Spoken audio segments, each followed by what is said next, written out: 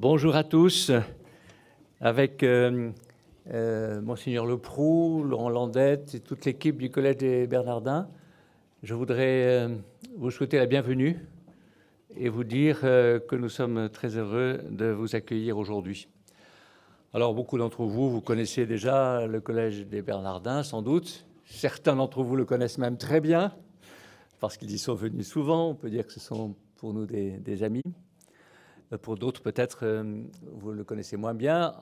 Sachez simplement que cette maison s'est relevée de sa ruine il y a 10 ans par la volonté et l'inspiration de l'archevêque de Paris, cardinal Lustiger, pour être un lieu de dialogue et de rencontre dans le monde d'aujourd'hui, mais sans oublier son histoire, une longue histoire, commencée il y a déjà un certain nombre de siècles, à l'heure d'ailleurs où les influences grecques transmises dans le monde arabe faisaient leur entrée dans la culture de l'Europe.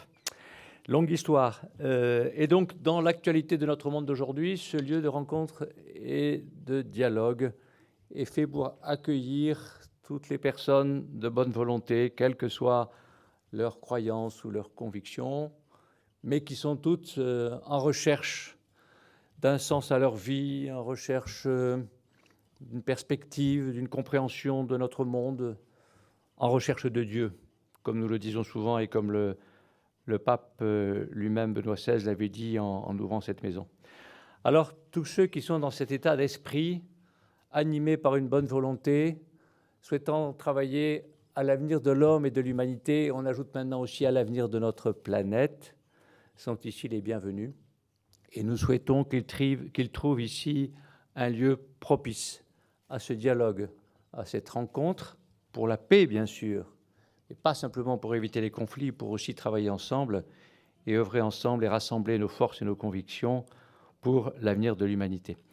Alors quand les rencontres islamo-chrétiennes de Paris se proposent de venir se dérouler ici dans ce lieu, inutile de dire que nous en sommes heureux, que nous trouvons que cet événement qui a été organisé donne une dimension supplémentaire à la raison d'être de ce bâtiment qui est destiné à faire cet accueil et cette ouverture. Donc merci de nous permettre de progresser nous-mêmes sur ce chemin de l'ouverture du dialogue et de la compréhension mutuelle.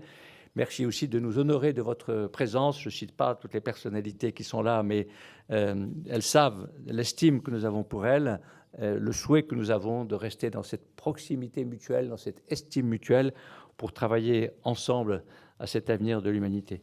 Alors, merci encore d'avoir organisé ces rencontres dans ces murs. Soyez vraiment les bienvenus. On espère que vous êtes tous bien dans ce lieu magnifique et qu'il nous inspire les uns les autres pour élever nos âmes et nous faire progresser tous ensemble sur le chemin de la paix. Alors, je suis heureux d'accueillir notamment le père Antoine Guggenheim, qui est délégué diocésain de l'archevêque pour la relation avec l'islam et bien sûr le président de la Fondation, les représentants de l'État, tous les représentants des cultes et vous tous qui êtes venus pour prendre en marche, si je peux dire, et avec les responsables de cette rencontre, cette volonté partagée que nous avons de cheminer ensemble. Merci et on vous souhaite une belle rencontre.